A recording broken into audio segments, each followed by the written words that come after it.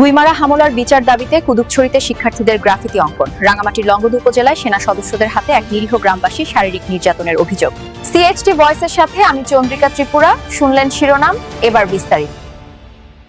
খাগড়াছড়ির গুইমারা রামেশুবাজারে গত 28 সেপ্টেম্বর পাহাড়িদের ওপর সেনা সেটলারদের পরিকল্পিত সাম্প্রদায়িক হামলায় শহীদ 3 যুবকের হত্যার বিচার দাবিতে রাঙামাটির কুদুকছড়িতে গ্রাফিতি অঙ্কন ও দেয়াল লিখন কর্মসূচি পালন করেছে সাধারণ শিক্ষার্থীরা।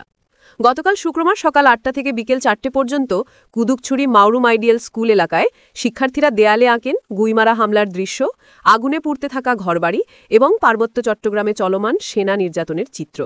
এই কর্মসূচি ছিল শহীদ স্মৃতি সংরক্ষণ সংসদের ঘোষিত নভেম্বর মাসব্যাপী কর্মসূচির অংশ, যা 30 অক্টোবরের প্রদীপ প্রজ্বলন অনুষ্ঠানে ঘোষণা করা হয়।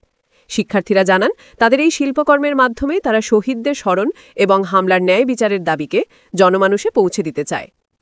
এদিকে রাঙামাটির লংগদু উপজেলায় সেনা সদস্যদের হাতে এক নিরীহ গ্রামবাসীর শারীরিক নির্যাতনের অভিযোগ উঠেছে।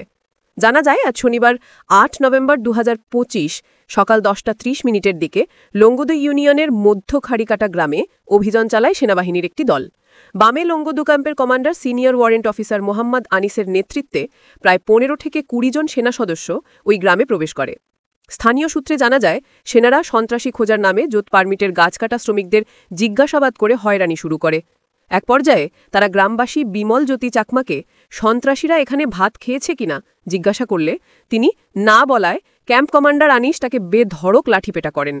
নির্যাতনের ফলে বিমল জ্যোতি গুরুতরভাবে আহত হন এবং এলাকায় তীব্র আতঙ্ক ছড়িয়ে পড়ে। সেনারা পরবর্তীতে জোত পারমিটের গাছ কাটা কাজও বন্ধ করে দেয়। ভুক্তভোগী বিমল জ্যোতি চাকমার বয়স 30 বছর। তিনি মধ্য খাড়িকাটা গ্রামের বাসিন্দা, পিতা কালীকুমার চাকমা। এলাকাবাসীর অভিযোগ, সেনারা প্রায়ই সন্ত্রাসী তল্লাশির নামে সাধারণ মানুষকে হয়রানি করছে, আর সত্য কথা বললেই তাদের ওপর নির্যাতন চালানো